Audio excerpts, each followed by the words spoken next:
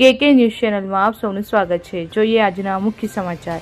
સલાબતપુરાના અકબર શહીદ ટેકરા અકબર શહીદ ગ્રુપ દ્વારા આયોજિત સ્વતંત્ર દિવસની ઉજવણી ખૂબ જ ધૂમધામથી કરવામાં આવી હતી।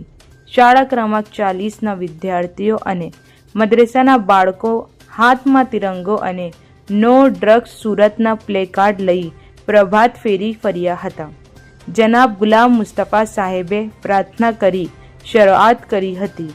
ત્યારબાદ સલાબતપુરા એએસઆઈ નિર્મલભાઈ પાટીલ સાહેબ તથા મૌલાના અમીરુલ કાદરી સાહેબના હસ્તે ધ્વજવંદન થયું હતું।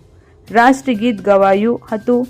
મહેમાનો સલાબતપુરા પોલીસ સ્ટેશન અધિકારી શ્રી નવીનભાઈ તથા અસગરભાઈ, શહીદભાઈ મુબારકભાઈ બાગબાન તથા ગિરીશભાઈ યુનુસ સાહેબ ઉપસ્થિત રહ્યા હતા।